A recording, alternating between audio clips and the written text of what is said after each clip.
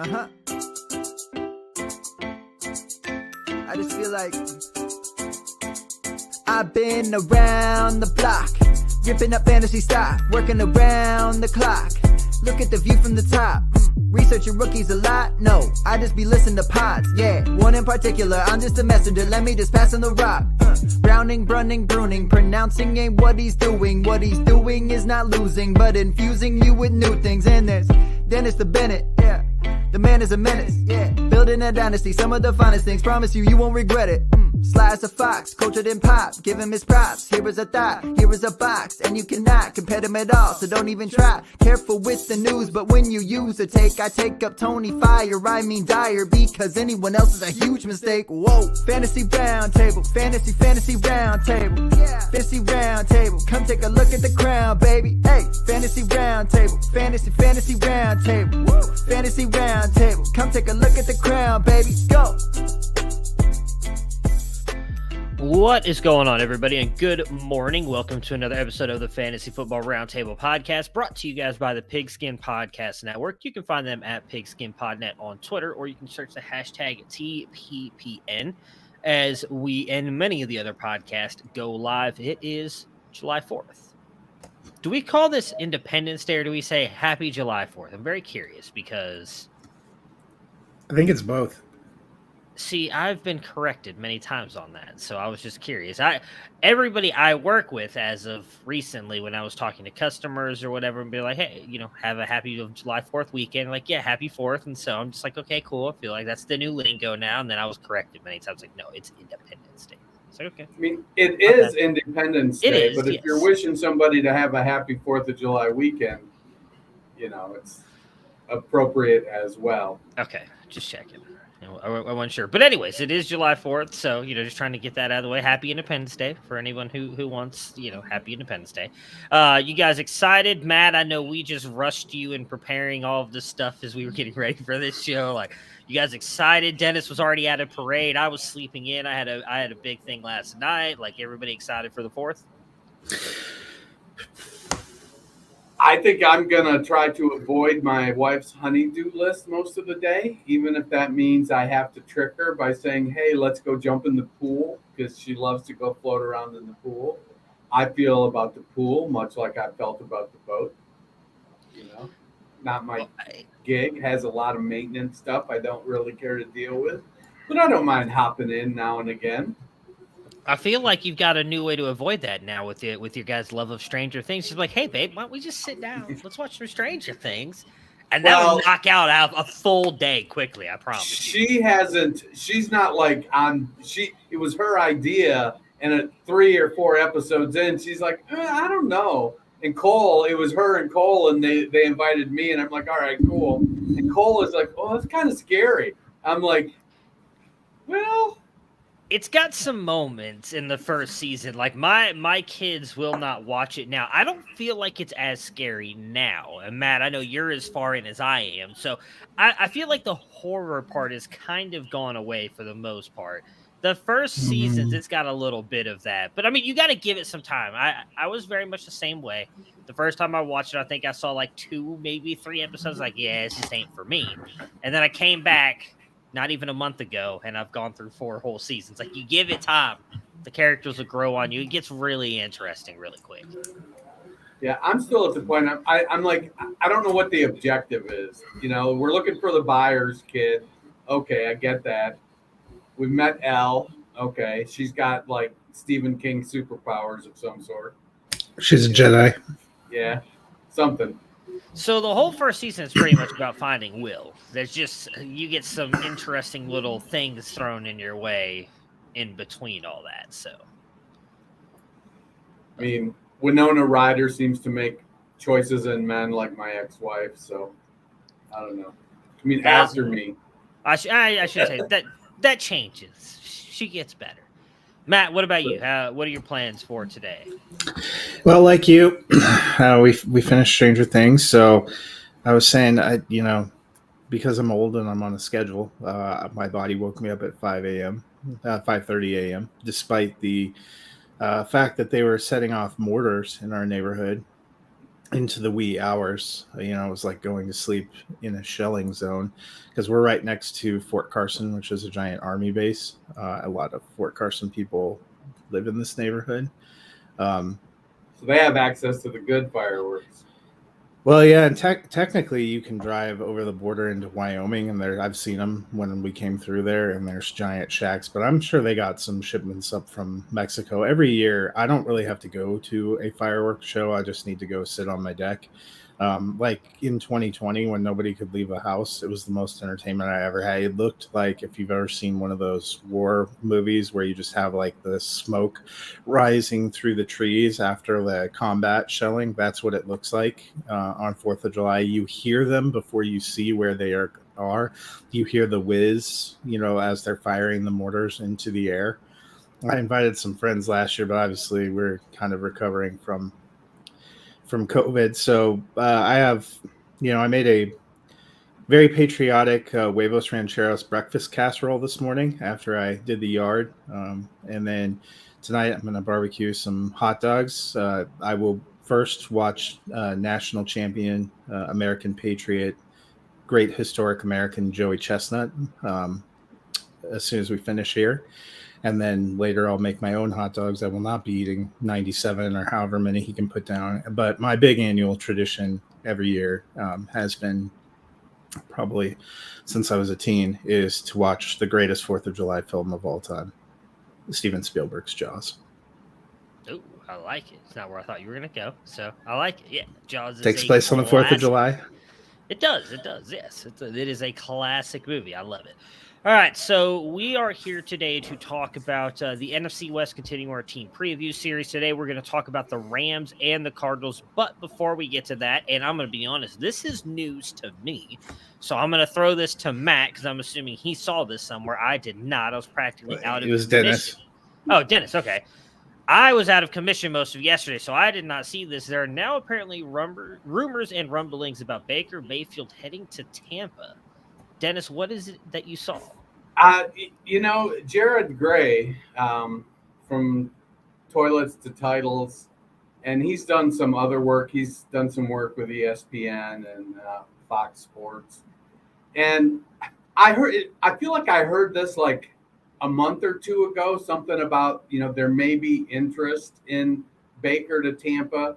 And just today, Jared tweeted out that, he's heard some rumblings about it, Baker going to Tampa, restructuring his deal, taking over for Tom when he leaves.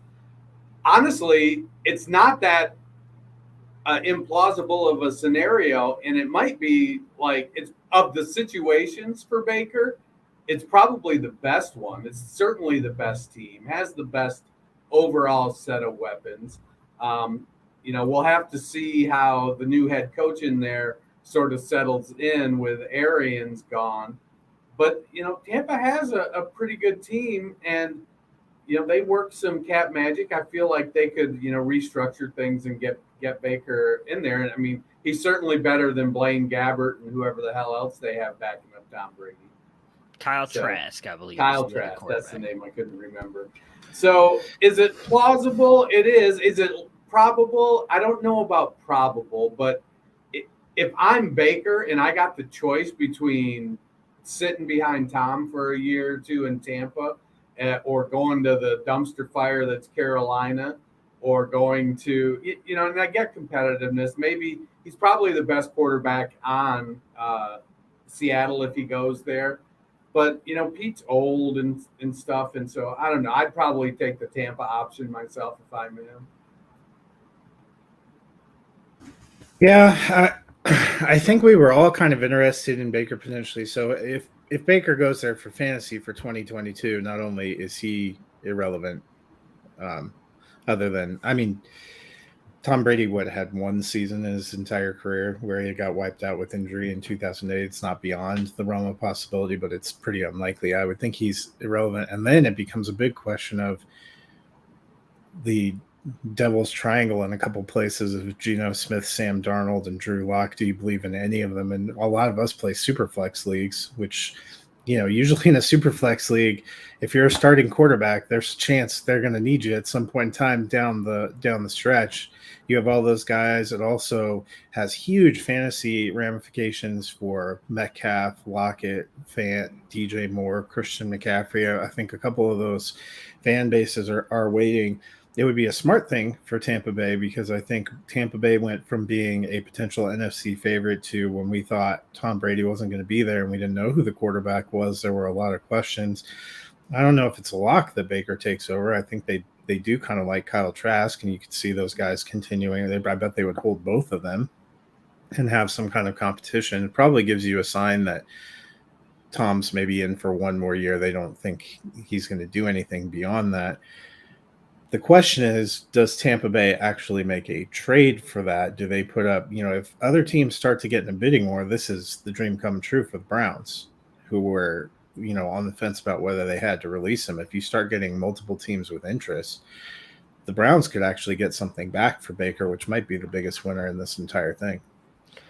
Yeah, I mean, I'd like to see what they would give up for him, because I don't think they'd be able to get him in free agency. It feels like Seattle and Carolina, I don't want to say really want him, but it seems like they are making a push. I feel like if the Buccaneers are not willing to give up anything to get Baker, the Browns will just trade him to either one of those teams. And then it'll just come down to, what happens with his contracts. We've heard rumors that Seattle might be willing to extend him. Haven't really heard anything out of Carolina. So maybe at best he gets that, what's the franchise tag if he goes out there and plays really good this year. I mean, I'd love it.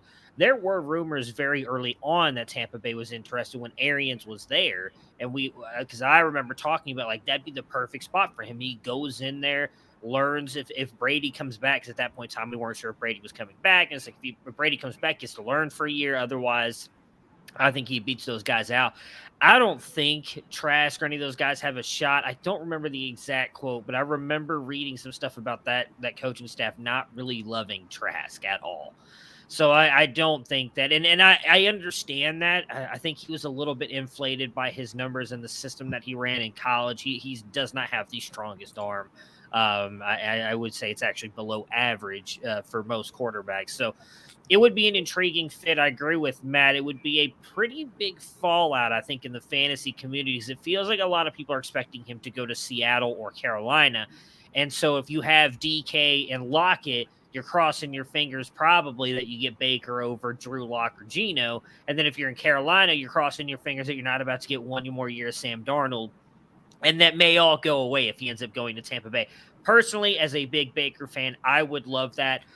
Though I didn't really love what Todd Bowles did in New York, I feel like that definitely has the best weapons. Probably he's shown, at least over the past couple of years, it's been a more stable organization than the Panthers or Seattle when it comes to just kind of winning and offense. So I'd be curious to see where he eventually goes. And I hope we get that answer soon, because I feel like we've been talking about this for a very long time. Now, from a dynasty perspective or fantasy perspective, I don't think it greatly improves his stock. I still think he's in that QB 16 area, is kind of like QB 16 to 20. Earlier career Derek Carr, kind of earlier career Kirk Cousins.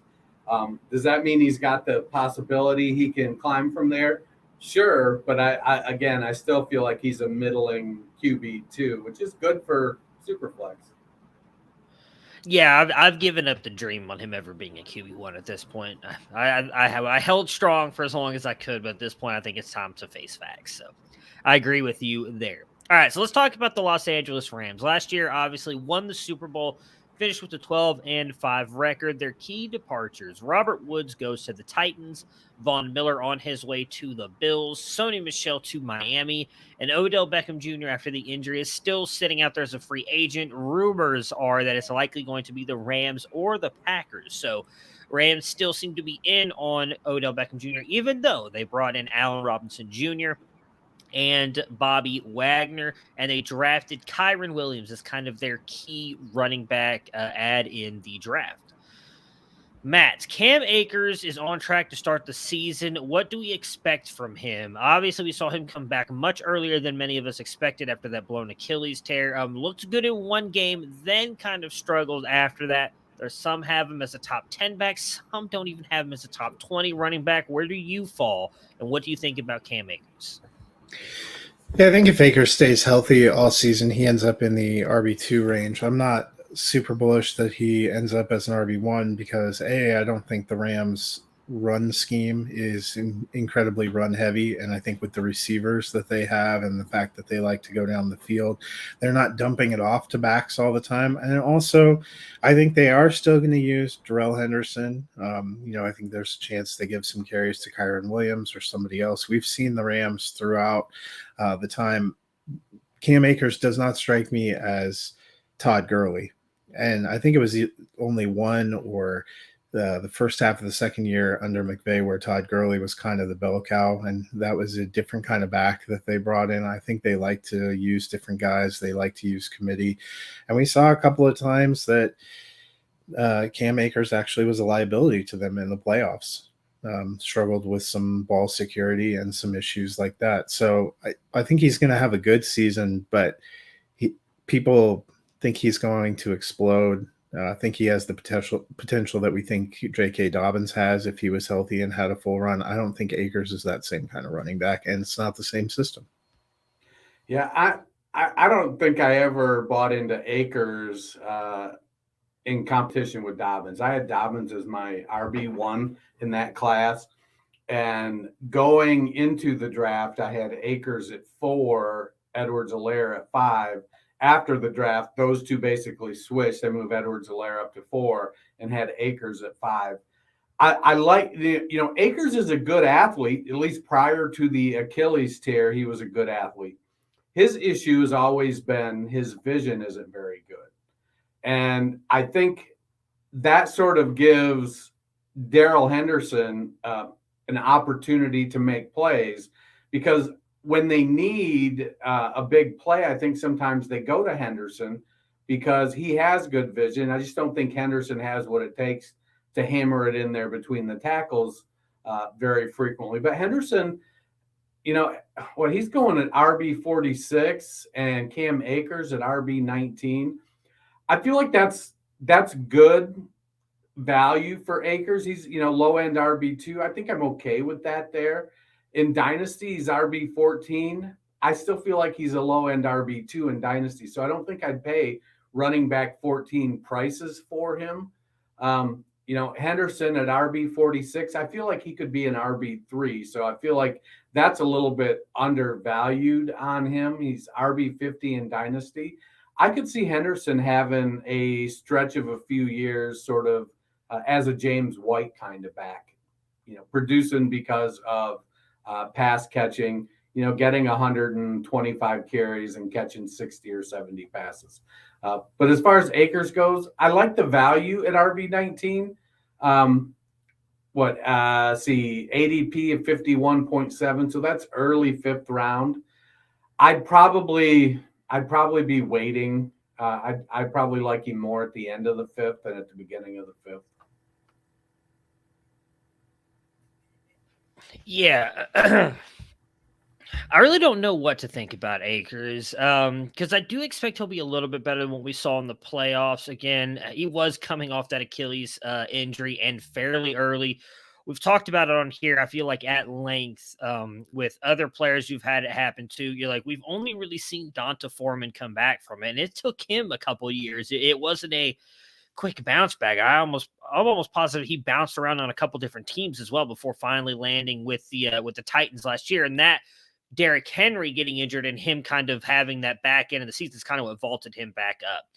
They've got multiple players there in Darrell Henderson, Calais Raymond, Jake Funk is still there.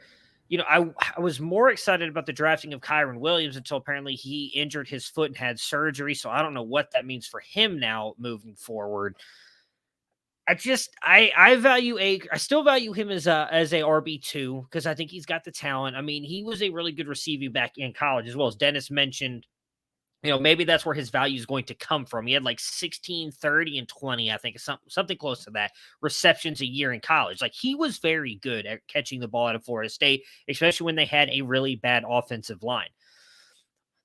What Matt mentioned earlier is very true, though, as well. Like, they just seem to mix these running backs since Todd Gurley left. They don't really seem to rely on one guy. And the other thing with this offense is they've got Stafford and all these receivers and Sean McVay, who just seems to love to pass the ball. I think that just limits. They talk about ultimate, oh, yeah, well, we're going to run it a little bit more. And then we see him run it. And it's like 3 times in a row. And then they pass it 10 times and they go back and run it like 2 more. Like, they just don't seem to want to run the ball a ton, and they don't have to. They are very successful in passing the ball. They've got Stafford now, and they were passing a lot even with Jared Goff.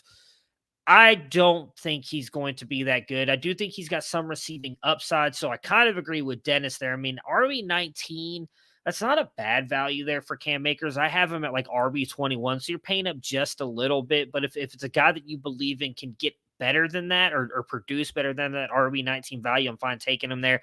I would kind of grab a Henderson at RB46 because I just feel like he's going to fill in more often than some of us are expecting, and that could end up helping you out, especially if they end up splitting the roles. Matt, what do we expect from Stafford, Kupp, and Robinson? We saw last year it was really just Cooper Kupp. Well, Robert Woods had his games here and there and then ended up getting injured. When Odell Beckham came over, he was actually fairly good for fantasy. Now we get Allen Robinson there. They're all having breakfast together from all the rumors. He gets the whole season, off season, to learn this Rams offense. Do you expect both of these guys to be fantasy viable in 2022? Yeah, I think we've waited. This is going to be the 9th year of his career. We've waited 8 years for Allen Robinson to be paired with a quarterback in a good offense. And we've seen at times he's been able to thrive and to give us flashes of that even when the offense hasn't been great. That 2020 season in Chicago with Mitch Trubisky, he looked pretty good. This is by far the best passing offense he's been a part of. I think Cooper Kupp's fine. Cooper Kupp's going to be probably a top 5 receiver again, if not wide receiver 1 or 2, something up there. But I think Allen Robinson finishes as a high-end wide receiver 2. And I think those two really carry it. And we've seen what Tyler Higbee is. He's kind of a high-end tight end too. He's going to have some great games. He's going to have some games where you forget he was on the team.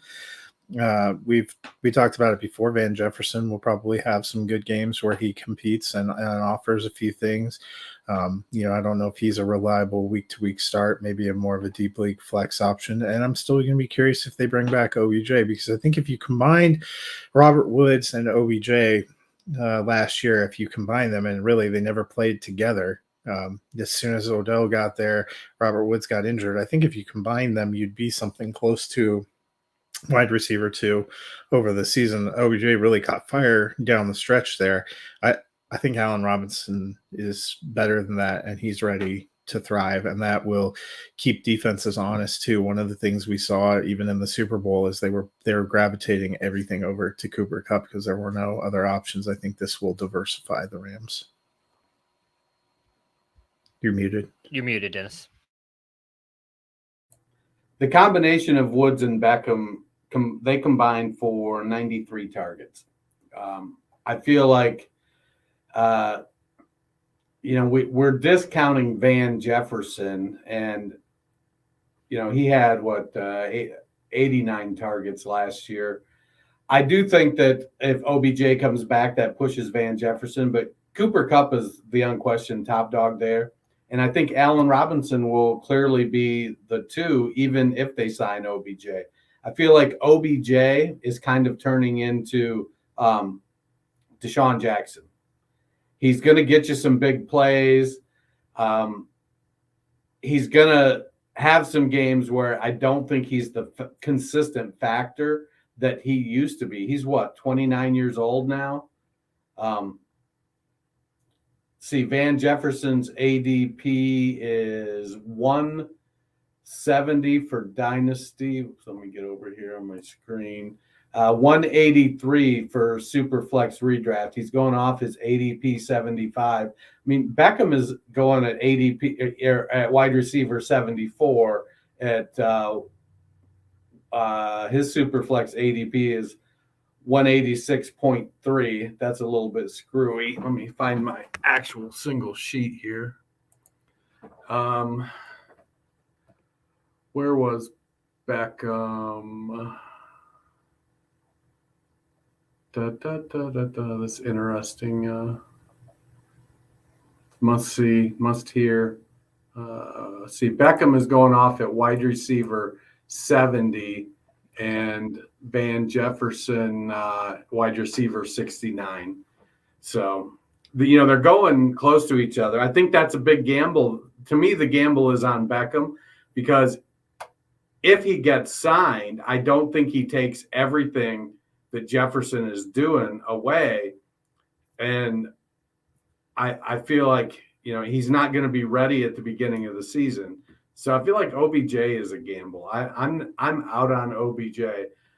I think Cooper Kupp is still going off the board at wide receiver 1, who I think is what this question was originally about. And Allen Robinson going off at Superflex redraft is wide receiver 28. I feel like Robinson is a value at wide receiver 28, period. Yeah, that's kind of the screaming value for me is Robinson. I would not be surprised if finishes the season up as like wide receiver 15, 16. Like, I think Robinson has an absolute chance to smash, because I still think defenses are going to focus in on Cooper Kupp. And as Matt mentioned, they did that in the Super Bowl, even though he still was able to make that amazing play to practically win them the Super Bowl. Like, having a guy like Allen Robinson across from him changes things. I'm with Dennis on the Odell thing. He tore his ACL so late in the year. He's not signed, and there's still rumors that he may not come back to LA. Like, he said that he wants to and that they want him to, but that doesn't mean that he will. I know all the reports are saying that he may not come back until November. And at that point, you're getting close to starting to push for your playoffs. Is that a guy you want to come in and possibly not get his first game till close to Thanksgiving? Not Christmas, but Thanksgiving, to give him some time to get ready? Like, I think if you're taking OBJ, especially in redraft, you're taking him in the dead last round as a stash, that maybe you have a guy that come playoff time, you've had you made the playoffs, but your team got destroyed right before you got to the playoffs, or you have a bunch of teams, there are buys the first round of the playoffs, and you just want somebody to be your upside home run. See, but even then, I think, like, I'd be fine doing it in best ball. I don't know that I'd ever feel comfortable starting him in a start your lineup league, right? Where you go and pick, like, when's the game you're going to feel comfortable, unless Odell goes off like 2 weeks in a row and like, okay, I feel great, because I still could see that end up, you put him in your lineup, and then it's the Cooper Kupp Arob game back again, and those two guys go off and Odell does nothing. So he's a big risk for me. I still love the player, still love the talent. He will turn 30 this year. November 5th is his birthday. So, I mean, he's still young-ish, but he's dealt with a lot of injuries, specifically to that knee. Like, that's a lot to come back from. He is an amazing talent, but I'm kind of with Max, especially in redraft. Like, you want to take a shot on, especially if you have like an IR designation, like grab him, throwing him on your IR and see what happens, especially if he ends up going to Green Bay. Like, I'd love that for him. I think that would really boost him and his fantasy potential, but we just don't know what's going to happen with him. I don't know what to think about Van Jefferson. I feel like he's priced appropriately based on what Dennis just said with his ADP, but he's got his moments. I feel like he's the best ball guy on this team. Like, he's the guy I want on a best ball roster, because he's likely going to have a couple big games, because it's not going to go to Cooper Kupp or Arob. But if it's one of those things where you're trying to start your lineup, I think I want all of the Arob that I can get, because I feel like he is the screaming value, as Dennis mentioned here, on their wide receiver roster. What are we thinking about Matt Stafford? He is currently coming off the board as QB 10 with an ADP of 21.2. I'm sorry, 21.4. Last year, I believe, was QB 5, 6. Like, he was pretty high up there. So he's coming up QB 5. So he's come off the board a little bit later, somewhat of a value. Dennis, what are you doing with Matt Stafford in Superflex drafts? So Stafford is a guy I am targeting if I miss out on the dual threat quarterbacks or the elite. If I don't get a Josh Allen, a Lamar Jackson, maybe even a Jalen Hurts if I'm feeling froggy. Because we know Stafford is going to be a high volume quarterback. He may lead the league in attempts this year. Like you said earlier, McVay loves to pass the ball, and he's got Cooper Kupp, he's got Allen Robinson, he's got Van Jefferson. So there's ample targets to go around and attempts to go around. I don't know. I'm not drafting him thinking I'm going to get QB5. I feel like top 10 quarterback is good. He's got the upside. He could throw 50 touchdown passes and 5,000 yards, which is going to put him near the top of the QB rankings. But he's not going to run. Very little. He rarely even sneaks the ball.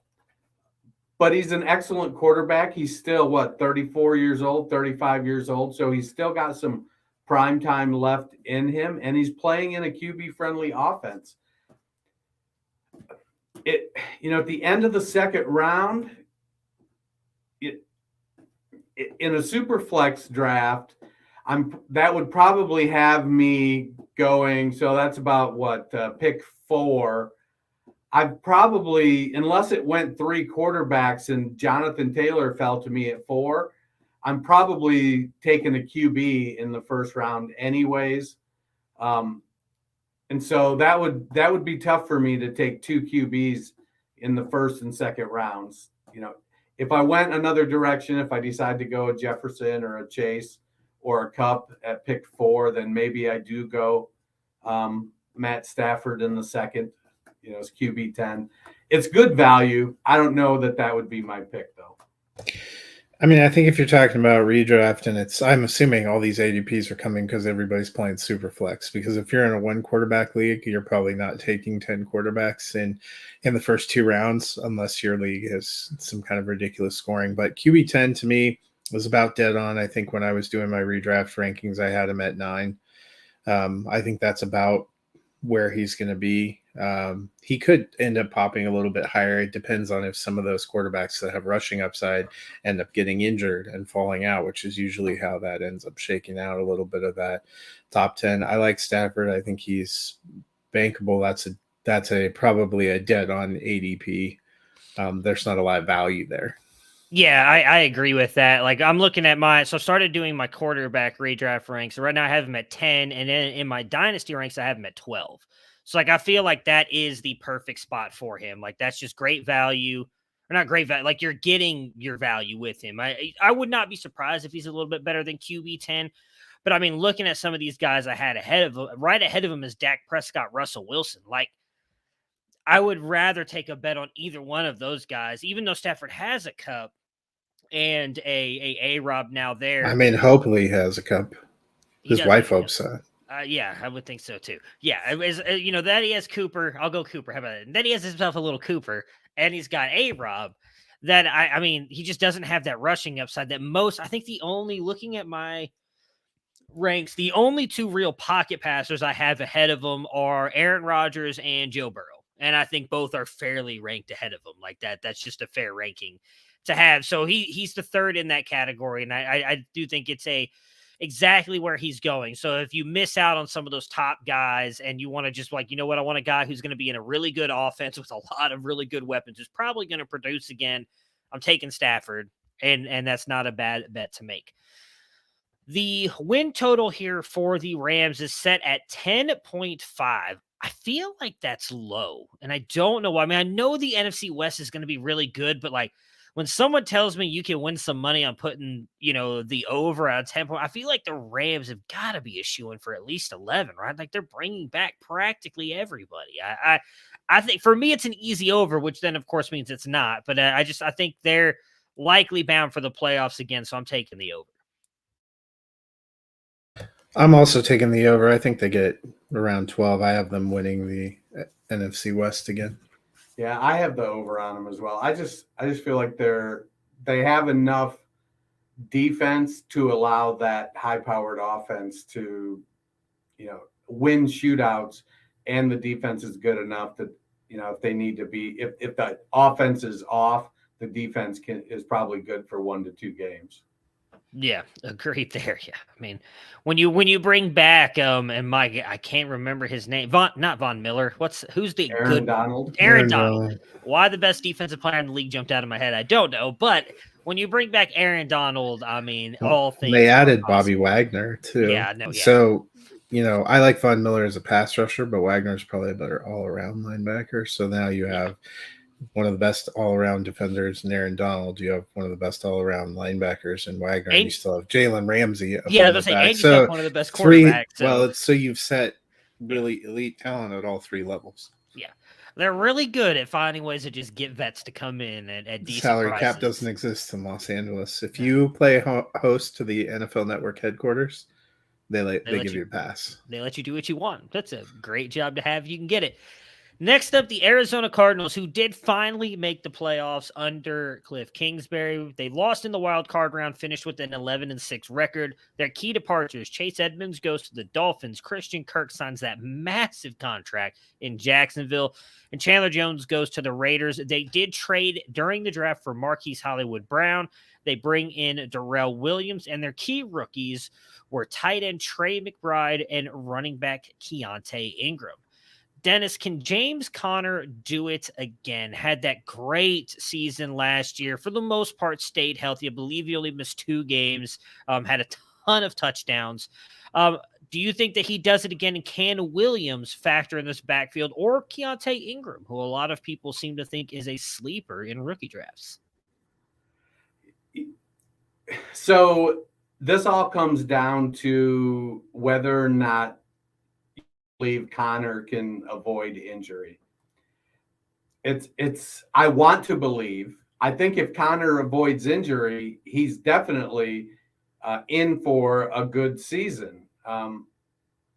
He's shown that he fits that offense well. He can do everything that they want a running back to do. But he plays so hard, he gets nicked up, and it can be a challenge for him. I like Ingram. He's a guy I'm grabbing in drafts in the 3rd round where I can get him. But I think this year, if something happens to Conner, Darrell Williams is the guy that you want. He's coming off the board at RB 60 right now in redraft, and he's the handcuff you want. If I'm drafting James Conner, I'm going to come back late in the draft and I'm going to grab Darrell Williams, because I think if Conner does get injured, Williams is the guy. He's a solid 2-way back. He's not explosive. He's not spectacular. He just kind of gets the job done. He's 4 yards and that's it. He's not going to break you off a 50-yarder or a 40-yarder, but he'll catch passes. He'll protect the quarterback. He'll get the tough yard. He's just not quite as good as Darrell Williams or James Conner. Is there a chance that Ingram can take over that job? Sure there is, but right now I'm kind of out on Ingram in redraft. I'm going with Darrell Williams as the handcuff.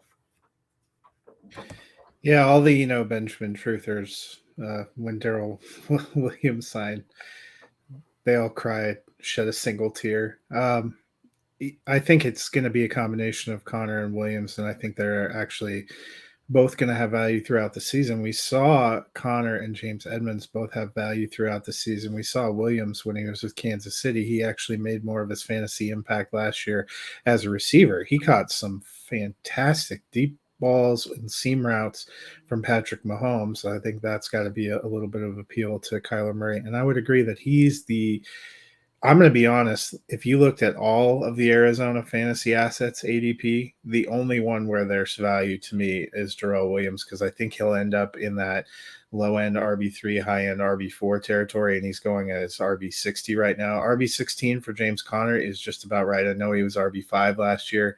He was not very efficient as a rusher. He got a ton of touchdowns. He'll probably do some of that again, but I think it's very possible he ends up in the RB12 to 15 range, which means that's dead on. I think all the other kind of ADPs for their receiving elements, and even for Kyler Murray, are either on point or a touch higher than I would like. So Darrell Williams might be the best fantasy value right now going in there. And I think for sure if something happens to Conner, which is not out of the realm of possibility, we saw Darrell Williams have some really great games filling in for CEH. He was that fill-in back that everybody always thought was Boston Scott was going to be for the Eagles that's Darrell Williams actually delivered those like RB2, RB1 games. Yeah, I wasn't sure if one of you guys was going to bring up Williams. You've both touched on him, so I'll keep it brief. I'm with you guys. His ADP, in my opinion, is an amazing value with it sitting at, where'd he go? RB60, as Matt just mentioned, in redraft with an ADP of 198.6, and even in Dynasty, RB70 with an ADP of 231.4. If you go back over the past couple years, Kyler Murray has passed the ball to the running backs on average 80 times. Now, most of it has been split between two backs, but there was a year where David Johnson got 47 targets, and then Kenyon Drake 2 years ago had he had 70, and then Chase Edmonds had like 50. James Conner's not catching the ball. That was never really his game. That is, I think, going to be 100% Darrell Williams. I think a lot of people are hoping that's going to be Keontae Ingram because of what he did in college, but I think it's 100% going to be Darrell Williams. And as Matt and Dennis just mentioned, if James Conner gets hurt, it's probably going to be Darrell Williams stepping up into that main role. Now, he may not get – maybe then at that point they split some of the rushing work because I don't think he's a great runner. So maybe it's Eno Benjamin or Keontae Ingram getting that, but I still think the fantasy upside is going to, especially in PPR leagues, going to come from Darrell Williams. So he is a screaming value for me at the running back position. I do think Connor's going to be in for a good year again, as long as he stays healthy. They do love it. Does seem like when they get down in the red zone, they don't want Kyler Murray to run it in as much as he did early on in his career. So I still think James Conner's going to be banging it in when they get down there. And that is kind of where most of his fantasy points came from last year. Was I think he had, was it 20 touchdowns? He had like a ridiculous amount of touchdowns last year. So I don't know that he has 20 again, but I could easily see 12 to 15. So he's still going to have a good fantasy year. But I'm all in on Darrell Williams as well. Dennis, what are we expecting from this passing game, though? You got Hopkins, who is suspended for 6 games. They bring in Marquise Hollywood-Brown, who played with him in college, and they were very explosive. A little bit of a different offense here, though. We saw how effective Zach Ertz was in the back half of that season once he really started to get going here with this offense. And they still have Rondale Moore. What are you doing with the pass? Or we'll start with the receivers. What are you doing with the receiving group, including Zach Ertz here for the Cardinals? I think by and large, the two players that feel like a value to me are DeAndre Hopkins and Rondale Moore. Hopkins, in part, he's going at wide receiver 31 as pick 94.7 in redraft. And to me, when he comes back, he's gonna get his points per game. He's still gonna be that guy. He'll get plenty of opportunity. I don't think he's gonna totally push Marquise Brown out of the picture. But at wide receiver 31, if I can stash him on my bench, I think that's great value. My real question is Rondale Moore. What's going to happen with him? You know, there was a lot of split when he came out. He does a lot of things. However, he's 5'7", 5'8". He's not big. And then he came in last year and he just didn't produce. Do we buy into Kingsbury's ability to use him? And how is he going to use him? I don't think we know that just yet. At wide receiver 56, pick 151, you know, this is a weird case because he's going at wide receiver 56 for redraft and for dynasty. So there are some believers kind of propping up his ADP, but on one hand, I want to believe and feel like, well, this is a value. Maybe I'll take a shot. But I'm so anti-small wide receiver, and he is small. I feel like I'd rather have Calvin Austin over Rondale Moore right now, especially because Austin is going to be so much cheaper. But at pick 151, it's like you're not picking starters then. So are you grabbing upside? And Moore could have upside. We saw Deebo Samuel have a good season with a negative yards before the catch a couple years ago. So it's possible that Moore gets opportunity and can be productive. For me, I'm looking at Marquise Brown as the guy. If he falls past, where's he going now? Wide receiver 20, pick 70. If I can get him, wide receiver 24, 25, I'm probably in. But then I'm trying to trade him week 5 before Hopkins comes back. I want him to go off, have some big games. People buy into the college connection because I do believe that he'll lose. I feel like he's a top 12 wide receiver the first 6 games and outside the top 18 the rest of the season. Yeah, I think you and I are pretty much on the exact same page. I've mentioned before, Arizona isn't as high volume of pass offense as we sometimes think they are. Even if they took a step forward, that would be Kyler Murray actually getting to and surpassing 4,000 yards, something he has not done in any of his 3 seasons. I still don't know if we're at the point in time where they've managed to overcome, fall off a cliff Kingsbury.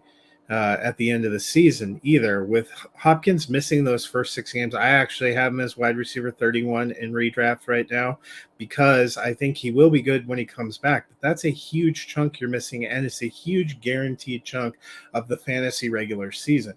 Whereas D-Hop will be able to make up some games toward the end of the season and make up some of his numbers for the purposes of our competition. Once you've gone through 6 weeks of the fantasy season, you're in an interesting position. And I'm with you too. I think Marquise Brown is going to be great at the beginning of the season and will take a little bit of a step back when Hopkins comes back. I have him at wide receiver 25, but I wouldn't be surprised if he was top 12 for the first 4 or 5 weeks. I also think Zach Ertz plays a big role, and that's why I'm leery of Rondale Moore. His ADP is not terrible. I don't think it's a particularly great value. He could end up exploding, but we saw them starting to use the tight end more and use backs more. I think Ertz is going to be heavily involved. That's why they reinvested.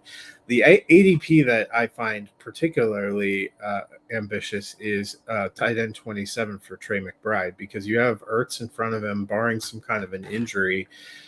Again, I think we have this perception with the air raid that Arizona is this super high volume throwing it all the time. They have attempts, but Kyler Murray has never made it to 4,000 or over in any of his 3 years. So even if he passed for 4,200 yards, which isn't incredible by the modern NFL standards, that would be a big step up for him. Yeah, I feel like we're all 3 going to be kind of all over the place on this offense because we don't know what to think. It's been so different. We joke about it on here. Everybody talks about it, like fall off the cliff Kingsbury. Like the first half of the season, Arizona's always been really good, and they seem to struggle in the second half. Ertz, I do think, is probably one of the safer bets here. Tight end 9. I think he could probably outproduce that with an ADP of 91.8. We saw even before, and now I cannot remember his name, but he was very good early on last year. I picked him up in one of my redraft leagues, and then like a week later, he unfortunately suffered that injury and tore his knee up. And I, for the life of me, cannot remember who that tight end was. Max Williams. Like he's a guy who was left for dead in Baltimore, right? Like we did not think he was ever going to be anything. Goes to Arizona, and they really want to use him. I'm intrigued to see what happens with Rondale Moore. I mean, I know he played in 14 games last year, but he had 400 reception yard, 400 receiving yards last year. Is a little bit better than I expected. I mean, 64 targets, 54 receptions. It was a little bit better than I was expecting. Maybe we propped him up too much because we know Cliff Kingsbury likes to implement college stuff into his offense, and we're like, oh, that's a perfect fit for Rondale. Didn't really work out. I don't know, as Dennis mentioned, that I'm really willing to take the bet on him at his ADP. I mean, wide receiver 56, maybe he gets close to that, but I feel like that's a little bit high. I'm really worried about Hopkins. Now, granted, the value is there, right? Like he's going off the board as wide receiver 31 in redraft and 39 in dynasty. I wouldn't be surprised if he finishes a little bit higher than that, but it's not a guarantee he comes back by week 7 or 8. Because you can't be in camp, you can't be at practice. Like he knows the offense, but I would think he's still got to get somewhat. I thought when you were suspended, you could do training camp, and you have to leave the team once the regular season begins. Right. So, I mean, obviously he can work out on his own, but I don't know that he'll be in a football shape come week 7, and I'm sure they're going to throw him out there. Don't get me wrong. He's one of the best wide receivers in the game. But I do think he'll still be better than healthy AJ Green. Yeah, I agree. But I don't know that he'll be like hyper targeted or like I think they'll get him some targets and he'll probably get a touchdown in that first game back. He's just so, I mean, Kyler Murray can throw what feels like in 2 area codes of DeAndre Hopkins. He's going to find a way to come down with it. He's just an elite wide receiver. But I don't know that I'm expecting massive production from him early on, which leads me to why I'm really kind of in on Marquise Hollywood Brown. Now, wide receiver 20 is a high price to pay because you are betting on a lot here. But if you go back, he had a fairly decent season early on last year, right? With Lamar Jackson. And as much as I like Lamar, he has not been that good passing the ball deep. 37% completion percentage, which was number 20 in the NFL last year. Hollywood Brown, where was it? Unrealized air yards was 888, which was 6th in the NFL. Meaning he was top 10 in balls that he was open and could have caught the ball and wasn't able to because Lamar missing him. And then if you go look at Kyler Murray, 50% deep ball completion percentage, number 1 in the NFL. Kyler Murray knows how to get the ball deep. I am not going to say they've got this amazing connection just because they did it at Oklahoma, but he's going to be there all offseason. He's going to be there in the preseason. And we know Kyler Murray can extend plays and he can still launch that ball fairly easily deep off platform or outside the pocket. I think him and Hollywood Brown are the couple that I shouldn't say couple, the duo that I want. Like if I get Kyler Murray, I want to try and get Hopkins because he's going so late, but I have no issue grabbing Hollywood Brown as like my wide receiver 2 off the board because I do think he's in for a really good year. I think they traded for him for a reason. And when you look at I love Lamar Jackson. He is not the accurate passer that Kyler Murray is. Like I think we could finally see that breakout season we've hoping to see out of Marquise Hollywood Brown, especially in this offense. So I am in on Hollywood Brown. Again, there's not really a lot of downside baked into his ADP coming off the board at wide receiver 20, and we've seen that he can go much, much later if he doesn't get that. And he's not a guy that's going to get peppered with targets. You can't expect him to get, 8-9 targets a game. But I will say, just like I did DK Metcalf and Tyreek Hill at one point when we talked about different stuff with them over the offseason, Marquise Hollywood Brown is also a wide receiver who can make your fantasy day with just one play. All it takes is one deep ball for 60-70 yards, a touchdown. He's made your day. I think that's going to happen more often than not in Arizona. Matt. So let me ask you this. How do you think that Lamar Jackson would fare if he was throwing the ball to DeAndre Hopkins instead of Marquise Brown? But it's not just DeAndre Hopkins that's getting the deep balls. DeAndre Hopkins actually is not getting that many deep balls. That's why I'm in on Kyler Murray and Marquise Hollywood Brown. I can pull his stuff up. I looked at it, but he was not. It was Christian Kirk, which is why I also brought up Christian Kirk might actually be in for a decent season at Jacksonville. Let me pull up what Hopkins was really quick. But typed in the wrong thing here. He was not the guy that they were necessarily going deep to all the time because deep is like anything over, what is it? I think it's like 25 yards or something. Okay, 20. I thought it was 25. But yeah, I mean, he was not a guy that they were always targeting deep. It was mostly Christian Kirk. This is taking forever to load up. So while that's pulling up, there we go. Where is his? So Hopkins' unrealized air yards over the past couple of years was 303. So he was 71. And where did his A dot go? Let me see if I can find it. I cannot find this anywhere. Where am I looking at? Target drops. Oh, wow. Only 4 drops. Jeez, that kid is good. 10.2 yards. That's not deep. So I that's why I'm all in on Hollywood Brown. And I do think both of them can succeed. Like when Hopkins comes back, Hopkins is going to be hyper targeted. I'm not going to pretend like it's Marquise Hollywood Brown is going to become the one in that offense, but I still think they're going to take their shots to him deep. And because Kyler Murray is so accurate going down the field, like his true completion percentage, which is when like if wide receivers drop the ball deep, is 73.2. Like Kyler Murray is just a very accurate passer. He is very good. Lamar Jackson is not that. He never has been. Like, I like Lamar. I'm back in on him again this year. He's not that. He's not that accurate of a passer. Matt, what are we doing with Kyler Murray? He's been a high-end QB producer for us in fantasy. Some of that has mostly been due to the rushing and has pretty good rushing touchdown stats, but it does seem like over the past year and probably this year they're trying to pull back a little bit on that. Where are you at right now with Kyler Murray? He's a low-end QB1 for me, and that's where I think his QB6 ADP feels too high. If we were even going to put him up against the quarterback who we just talked about, I'd rather have Matthew Stafford. I'd rather take a chance on Jalen Hurts. I'd rather take a chance on Russell Wilson. I'd rather take Dak, Joe Burrow. I mean, I might even actually take a chance on Tom Brady. I think Kyler Murray probably, if he was going, QB 10 to 12, I think that's right. We have this perception that he's, just part of this high-flying run-and-gun offense, and we haven't seen it yet. I need to see him take more of a step forward before I get too excited about him. There's a realistic possibility with Devontae Adams in town that Derek Carr ends up finishing above him, and he ends up dropping to a high-end QB2.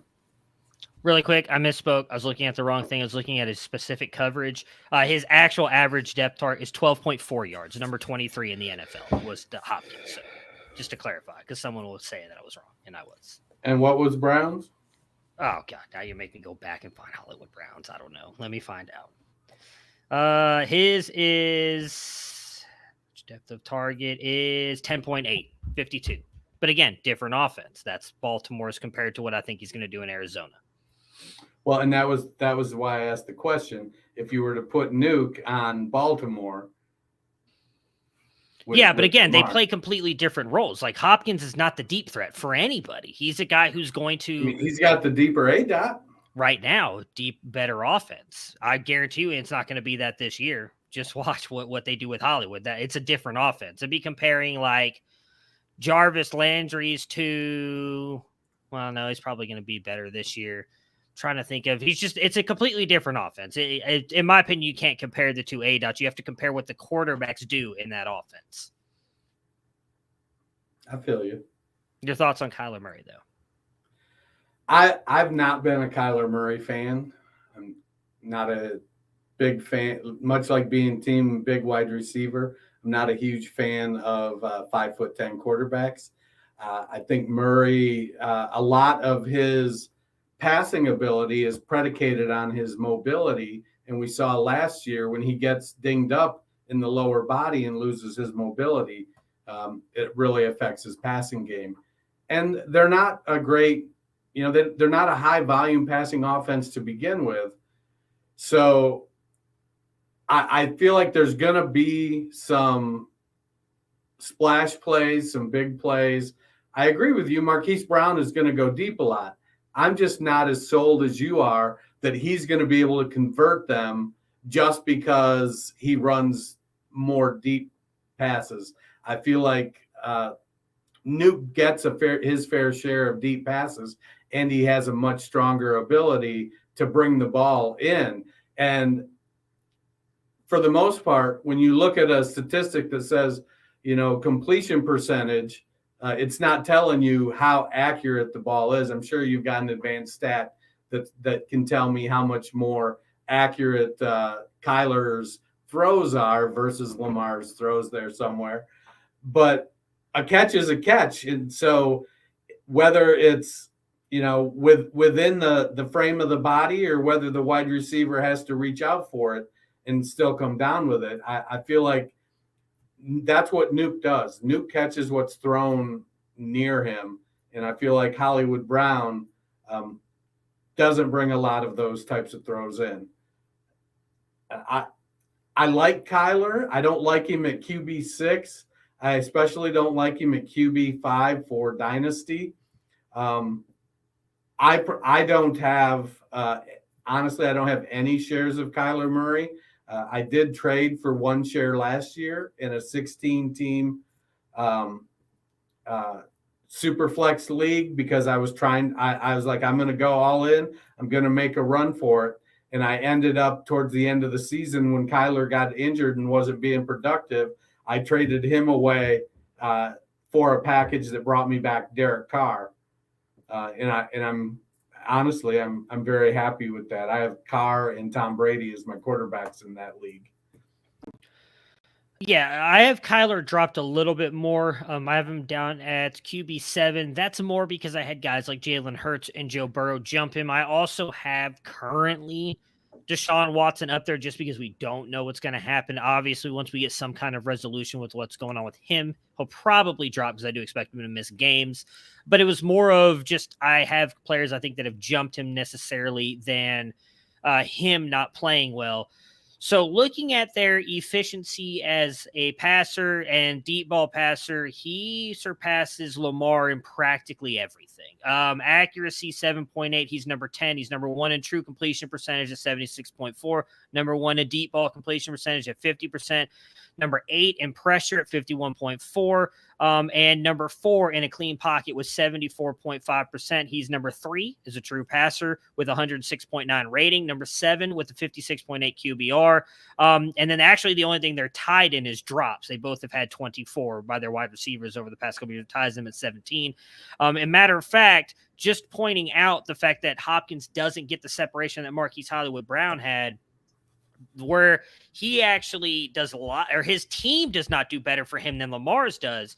Receivers target separation is 1.57 yards, which is 66th in all of the quarterback rankings here. For quarterbacks, Lamar, meaning how well the wide receivers are able to create separation before they get the pass, is 1.81, which doesn't sound like a lot more. That's 21 in the NFL. So he's a high end with his wide receivers creating separation, which I would argue is probably Hollywood Brown. And I would imagine they factor Mark Andrews into this stuff. I don't know that for a fact, who obviously is also very good at creating separation. But as a true passer, Lamar, 17th compared to Kyler Murray's 1. QBR, 17th compared to Kyler Murray's 1. Where is it? Drops, as I mentioned, they're both 17. Accuracy rating, 7.7, 14 compared to Kyler Murray's 4. True completion percentage, 70.3, 20 compared to Kyler Murray's 1. Deep ball completion percentage, 37% compared to Kyler Murray's 1. Pocket percentage, 68.9, 22 compared to Kyler Murray's 4. Again, I'm not trying to say Lamar Jackson's a bad player, but he is not the passer that Kyler Murray is. He's just not. And I don't think that that's going to change at all this year. I actually think, again, I think Hollywood Brown going to Arizona is going to help Kyler Murray because it gives him, in my opinion, a better deep threat than what Christian Kirk was. Because I think Christian Kirk was miscast at that. If you've watched us for a couple years, you know when he came out, Dennis and I both said he fits better in the slot. And he got passed over that because they had a legend Hall of Famer in Larry Fitzgerald there. I think Kirk was miscast as that deep threat. We saw him drop balls, which I think also got him benched. We're going to see a better deep threat in that in Hollywood Brown. The over-under here for the Arizona Cardinals is at 8.5, and I really don't know what to do with that. I feel like I should take the over because I think this offense is going to be better. But honestly, I was probably one of Kingsbury's more ardent defenders, not just on this podcast, but in the fantasy space. He has not done anything to deserve that, though. He's been good, but really does not seem to be able to keep this team together. I'm going to take the slight over. I think they could get possibly to 10, but I do feel like 8.5 is a very fair number. What are you guys doing with their win total? I think they're staring at an 8-9 season and a new head coach next year. So I also think they're staying in an 8-9 season, so I'm taking the slight under. The thing is, they just did a new 5-year contract with Kingsbury, so I think they've pinned them. It's like they've made a long-term commitment to being the Jeff Fisher of the NFC West. I think Kingsbury will get at least a couple more years after this, no matter how they do, because they've gone down that road.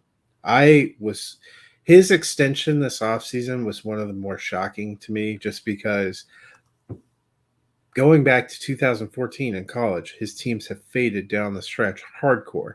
That has been a huge problem for his NFL team, and I think it continues to be until they can figure out how to solve that, and I've seen no evidence that they even know how to solve it. Well, I mean, I'll go a step further on the college side here. Not only did his teams falter down the back half, they faltered, period. He had a below 500 he had a losing record in college.